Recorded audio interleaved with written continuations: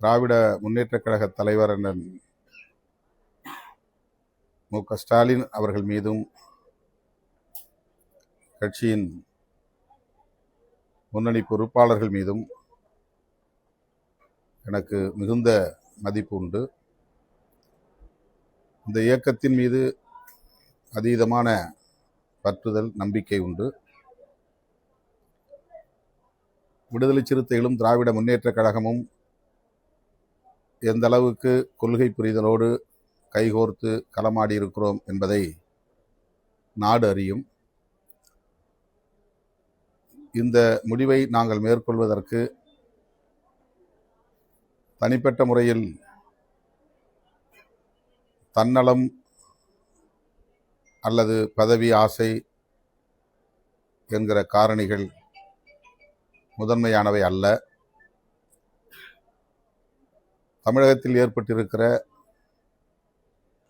அரசியல் நெருக்கடிதான் காரணம் என்பதை மேனாள் முதல்வர் அண்ணன் ஸ்டாலின் அவர்கள் நன்கு அறிவார்.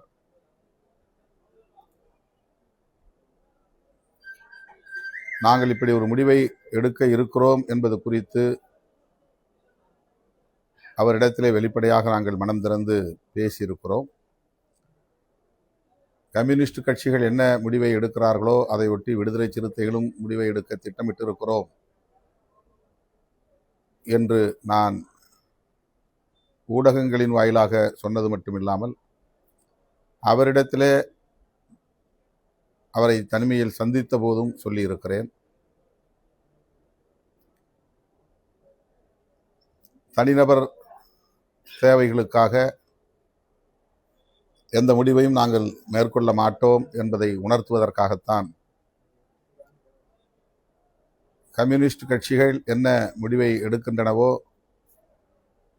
அந்த முடிவை ஒட்டி எங்கள் முடிவும் இருக்கும் என்று கூறினோம். அப்போது அண்ணன் ஸ்டாலின் அவர்களோ, அன்பு இளவல் உதயநிதி ஸ்டாலின் அவர்களோ அதை எதிராக பார்க்கவில்லை. இந்த சூழலுக்கேற்ப நீங்கள் எடுக்கிற முடிவை, என்ன முடிவாக இருந்தாலும் அந்த முடிவை நடைமுறைப்படுத்துங்கள் என்றுதான் கூறினார்கள்.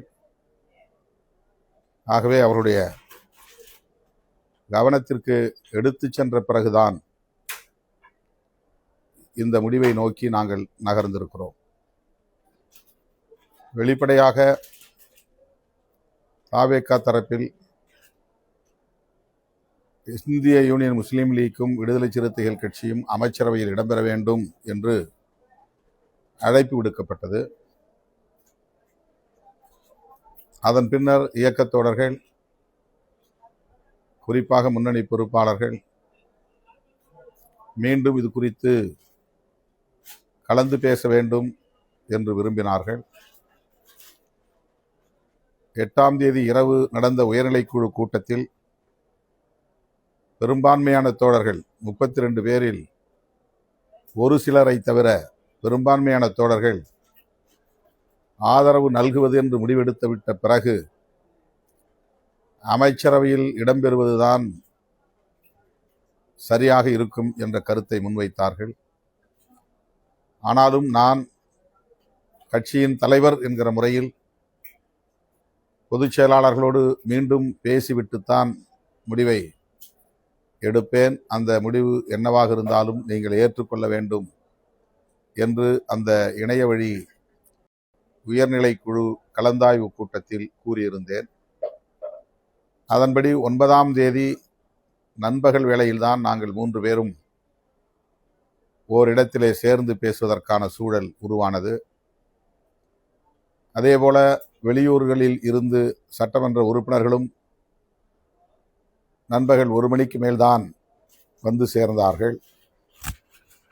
அந்த கூட்டத்திலும் கூட அமைச்சரவையில் இடம்பெற வேண்டும் என்ற கருத்து மேலோங்கியது என்றாலும் நான் வெளியிலிருந்து ஆதரவு நல்குவது என்பதை வலியுறுத்திய நிலையில் 2 பொதுச் செயலாளர்களும் அதற்கு உடன்பட்டு தான் 9ஆம் தேதி 4:45 மணி அளவில் எமது கட்சியின் தலைமையகத்தில் நான் ஊடகவியலாளர்களை சந்தித்த போது ஆட்சி அமைப்பதற்காக மட்டுமே எங்கள் ஆதரவை நல்குகிறோம் என்ற கருத்தை பதிவு செய்தேன்.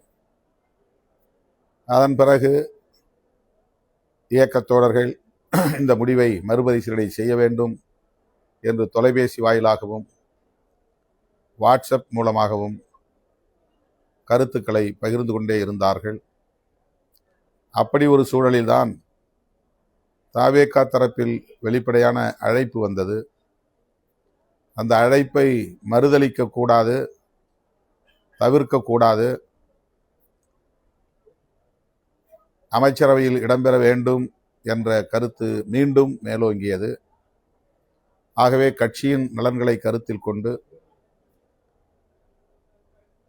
நானும் அந்த நிலைப்பாட்டுக்கு இணங்கும் சூழல் உருவானது. அப்போது நானே அமைச்சரவையில் இடம்பெற வேண்டும் என்கிற கருத்து மேலோங்கியது. அதற்கு நான் இணங்கவில்லை. கட்சி அமைச்சரவையில் இடம்பெற வேண்டும் என்ற நிலைப்பாட்டை எடுப்பது உறுதிப்படுத்தப்பட்ட நிலையில் தேர்ந்தெடுக்கப்பட்ட சட்டமன்ற உறுப்பினர்களுள் 30 ஆண்டுகளுக்கு மேலாக என்னோடு பயணித்து வருகிற, இயக்க பணிகளில் தீவிரமாக முனைப்பாக பணியாற்றி கொண்டிருக்கிற, கட்சியின் மூத்த பொறுப்பாளராக துணை பொதுச் செயலாளராக பணியாற்றி கொண்டிருக்கிற வன்னியரசு அவர்களை பரிந்துரைப்பதுதான் சரி என்று நான் முடிவு செய்தேன். இயக்கத் தோழர்களின் ஒப்புதலை பெற்றேன். அதன் அடிப்படையில் நாங்கள் இணைந்திருக்கிறோம். இதில் மேற்கொண்டு கருத்து சொல்வதற்கு எதுவும் இல்லை.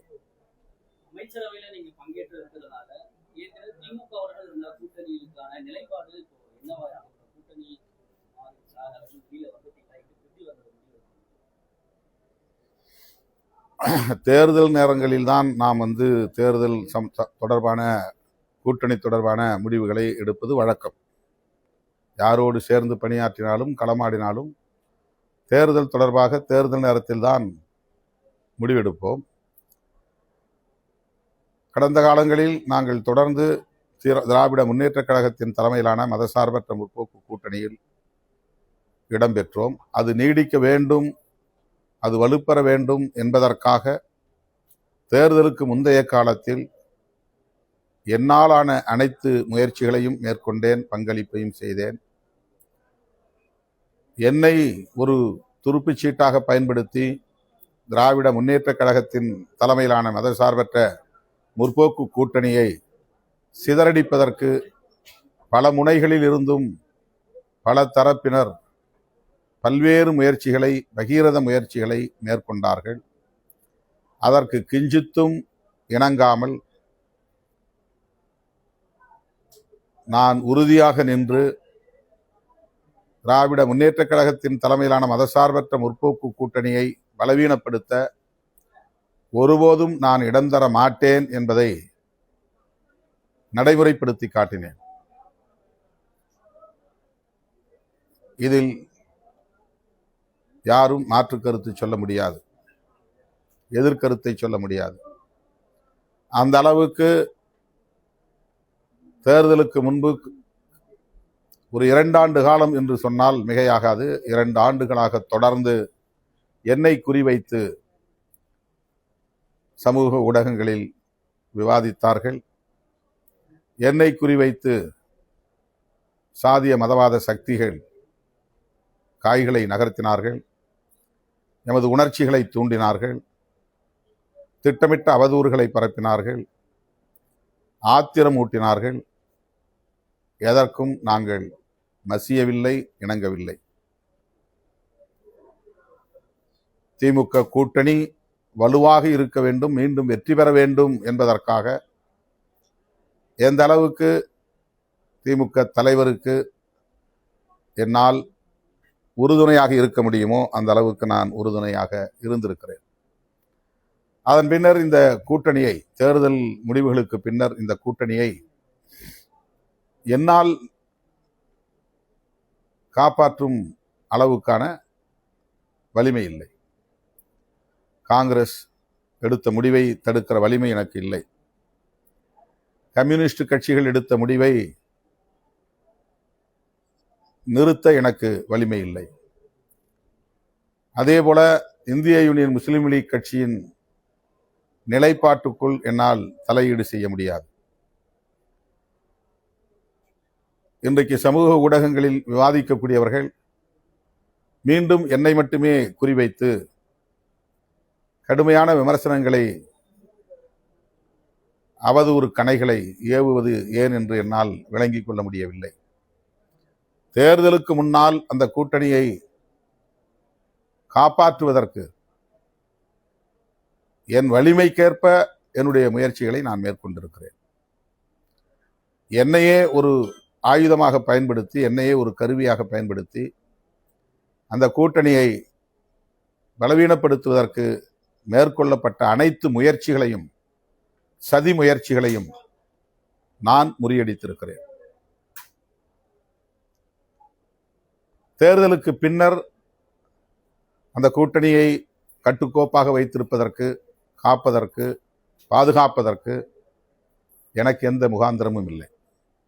நான் கூட்டணி தலைவராக இல்லை, அல்லது கூட்டணி கட்சிகளை காப்பாற்றுகிற அளவுக்கான ஆளுமை பெற்றவனாகவும் இல்லை.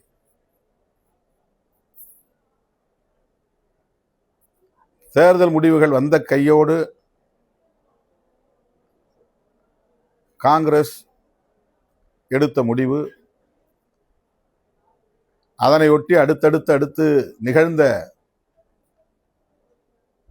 அரசியல் காட்சிகள், இவையெல்லாம் நேர்மையாக சிந்திக்கக்கூடிய அனைவருக்கும் என்ன என்பது தெரியும். நாங்கள் அவசரப்பட்டு விடவில்லை, அவசரப்படுத்தினார்கள். நாங்கள் உணர்ச்சி வயப்பட்டு விடவில்லை, உணர்ச்சியை தூண்டினார்கள். எங்கள் கட்சிக்கு ஒரு வரைமுறை இருக்கிறது. அந்த வரைமுறைகளின்படி, விதிமுறைகளின்படி இடதுசாரிகள் எடுத்த முடிவை முன்வைத்து 2.5 மணி நேரத்திற்கு மேலாக உயர்நிலைக் குழுவில் விவாதித்து, அந்த முடிவை கூட்டணியின் தலைவர் அண்ணன் ஸ்டாலின் அவர்களிடத்திலே விளக்கி சொல்லி அதன் பிறகுதான் அறிவிப்பது என்று நாங்கள் முடிவெடுத்தோம்.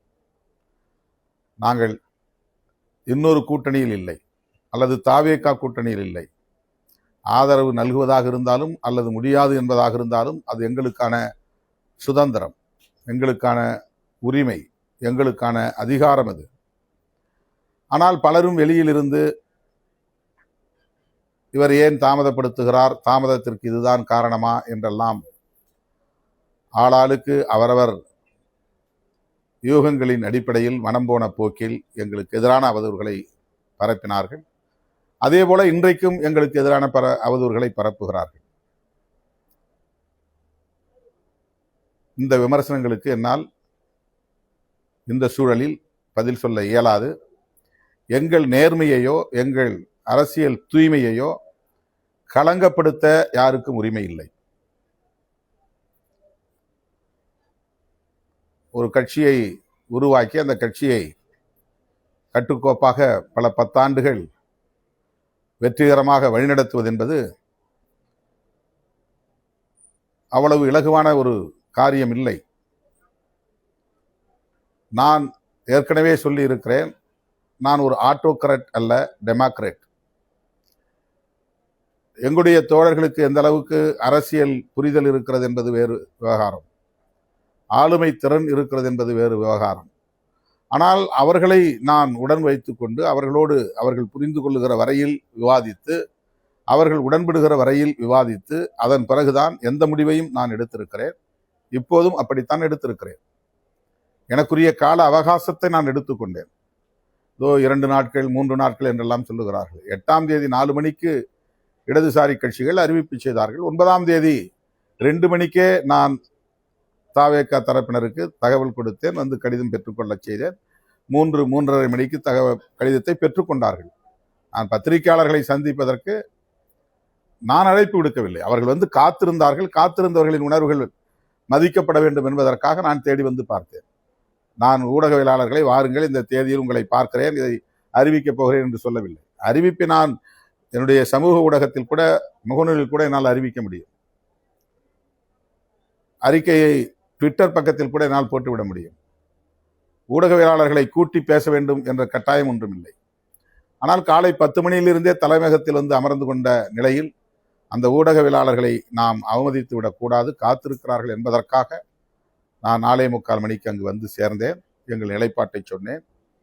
இந்த முடிவை மிக மிக நிதானமாகத்தான் நாங்கள் எடுத்திருக்கிறோம். எங்கள் மதசார்பற்ற முற்போக்கு கூட்டணியின் தலைவர் அண்ணன் ஸ்டாலின் அவர்களின் கவனத்திற்கு கொண்டு சென்று அவருடைய வாழ்த்துக்களோடு தான் அல்லது ஆதரவோடு தான் அல்லது இசைவோடு தான் இந்த ஆதரவை நாங்கள் வழங்குகிறோம் என்று அறிவித்துவிட்டுத்தான் வழங்கியிருக்கிறோம், சொல்லவில்லை. இருக்கிற அரசியல் சூழலை அவருக்கு இருக்கிற அரசியல் பக்குவத்தின் அடிப்படையில் புரிந்து கொண்டு 5ஆம் தேதியே எங்கள் அனைவரையும் அழைத்து நாம் எல்லோரும் ஒற்றுமையாக இருந்து செயல்படுவோம், அவர் ஆட்சி அமைப்பதற்கு இடையூறாக நாம் இருக்க வேண்டியதில்லை என்ற கருத்தை சொன்னார். அதுதான் அவருடைய பக்குவம், அவரது அரசியல் முதிர்ச்சி. ஆகவே எங்கள் அரசியல் நேர்மையை அல்லது கூட்டணிக்கு நாங்கள் எந்த அளவுக்கு உற்ற துணையாக இருந்திருக்கிறோம் என்கிற அந்த நம்பகத்தன்மையை போகிற போக்கில் கேள்விக்குள்ளாக்குவது, களங்கப்படுத்துவது ஒரு திட்டமிட்ட அவதூறு. விடுதலை சிறுத்தைகளின் வளர்ச்சியை பிடிக்காதவர்கள் தொடர்ந்து காலம் காலமாக எங்களுக்கு எதிராக காழ்ப்புணர்வை கக்கிக் கொண்டிருக்கிற கும்பல் திரும்ப திரும்ப இதை செய்து கொண்டிருக்கிறது. எனவே இது குறித்து நாங்கள் மேற்கொண்டு கருத்து சொல்ல விரும்பவில்லை. முதலமைச்சர் விஜய் வந்து உங்களை தனிப்பட்ட பெரிய மரியாதை வச்சிருக்காரு. ஒவ்வொரு இடமே நம்ம பார்க்குறோம். முதல் மாநாட்டில் கூட உங்களை தான் வெளிப்படையாக அழைச்சாரு. அவர் வந்து திருச்சி கிழக்குல உங்களை வந்து போட்டியிடுவதற்காக அழைத்தால் இந்த இடைத்தேர்தலில் நீங்க அமைச்சர்களை வர வேண்டும் ரொம்ப விரும்புகிறார். அவர் தனிப்பட்ட விதத்தில் ஒருவேளை திருச்சி கிழக்குல இடைத்தேர்தலில் உங்களை போட்டியிட அழைத்தால் உங்களோட விருப்பம் என்ன? அமைச்சரவையில் நான் இடம்பெற வேண்டும் என்கிற விருப்பத்தை தாவேகா தரப்பில் வெளிப்படுத்தினார்கள். நான் அதில் உடன்பாடு இல்லை என்பதை தொடக்கத்திலேயே சொல்லிவிட்டேன். இப்போதும் அந்த நிலைப்பாட்டில் தான் நான் இருக்கிறேன். அது ஏன் யூகமான கேள்வி? எல்லாமே யூகமான கேள்வியை கேட்டு யூகமா பதில் சொல்லி அதை நீங்க வந்து திசை திருப்பி திரிபுவாதம் செய்து அவதூறு பரப்புவது தான் வழக்கமா இருந்து கொண்டிருக்கிறது. யூகமான கேள்விகளுக்கு இங்கு இடமில்லை. காங்கிரஸ் வந்து நாடாளுமன்ற தேர்தல், அடுத்து உள்ளாட்சி தேர்தல் எல்லாத்துலயுமே வந்து தாவேகாவுடன் கூட்டணி அப்படின்றத வந்து அவங்க அந்த முடிவை எடுத்துட்டாங்க. நாங்க அப்படி இந்த முடிவை நாங்க எடுத்தது, இடதுசாரிகள் எப்படி வெளியிலிருந்து ஆதரவு தெரிவிக்கிறார்களோ அதை போல்தான் நாங்களும் ஆதரவு தெரிவிப்பது என்ற முடிவை எடுத்தோம். ஆனாலும் அரசியல் சூழலுக்கு ஏற்ப இந்த முடிவையும் நாங்கள் எடுக்கும் நிலைக்கு ஆளாகி இருக்கிறோம், அவ்வளவுதான். எதையுமே நான் உங்கள்கிட்ட பேசல. அப்புறம் திரும்ப ஒரு யூகமான கேள்வி எதுக்கு? அது தேர்தல் வரட்டும், தேர்தல் நேரத்தில் பேசலாம்.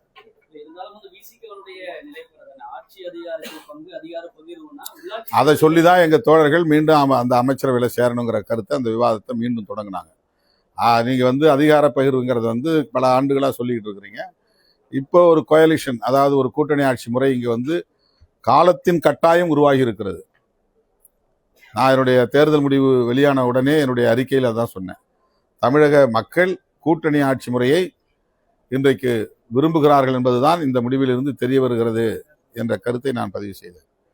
எனவே தலைவர் சொன்னதை நடைமுறைப்படுத்துங்கள் என்று எங்கள் இயக்கத்தின் முன்னணி பொறுப்பாளர்கள் அந்த விவாதத்தை மறுபடியும் தொடங்கி, கட்சியின் முடிவுக்கு தலைமை கட்டுப்படுவதும் ஒரு ஜனநாயகத்தின் ஒரு அம்சம்தான். எப்படி தலைவர் எடுக்கிற முடிவை கட்சி கட்டுப்பட்டு நடைமுறைப்படுத்துகிறதோ அதே போல கட்சியில் உள்ள பெரும்பான்மையான தோழர்கள் எடுக்கிற முடிவுக்கு தலைமை உடன்படுவது என்பதும் ஜனநாயக கூறுகளுள் ஒன்று. ஆக கட்சியில் உள்ள பெரும்பாலானோர் இந்த அமைச்சரவையில் இடம்பெற வேண்டும், அதுவும் கட்சி தலைவராகி நீங்களே இடம்பெற வேண்டும் என்று வலியுறுத்திய போது தனிப்பட்ட முறையில் என் தொடர்பான முடிவை நான் வலுவாக எடுக்க முடியும். கட்சி தொடர்பான முடிவை மறுதலித்து என் முடிவை திணிப்பது என்பது ஜனநாயகமாக இருக்க முடியாது. ஆகவே கட்சியின் பெரும்பாலான தோழர்கள் அமைச்சரவையில் இடம்பெறுவது என்பது காலத்தின் கட்டாயம். இதுவரையில் தமிழக அரசியல் களத்தில் கூட்டணி ஆட்சி முறை உருவானதில்லை. அது முதல் வாய்ப்பு. இதுவரையில் ஒரு அம்பேத்கர் இயக்கம் அமைச்சரவையில் பங்கேற்பதற்கான ஒரு வாய்ப்பு உருவாகவில்லை. இப்போது உருவாகி இருக்கிறது. இது இரண்டாவது ஒரு மாற்றம். இதை உங்களுடைய ஈகோவுக்காக, அதாவது தனிப்பட்ட முறையிலே தலைவர் அமைச்சரவையில் இடம்பெற வேண்டாம் என்று எடுத்திருக்கிற அந்த முடிவுக்காக இந்த வாய்ப்பை மறுதளிப்பது ஏற்புடையது அல்ல என்ற கருத்தை முன்னணி பொறுப்பாளர்கள் பலரும் வற்புறுத்திய நிலையில் இந்த நேரத்தில் கட்சிக்கு கட்டுப்படுவது என்னுடைய பொறுப்பு. தேர்தல் அரசியலே வேண்டாம் என்று நான் இருந்த காலத்தில் 1999 தேர்தல் அரசியலில் ஈடுபட வேண்டும் என்று பெரும்பாலான தோழர்கள் சொன்னபோது நான் சில மாதங்கள் வரையில் அதை தள்ளி போட்டேன்.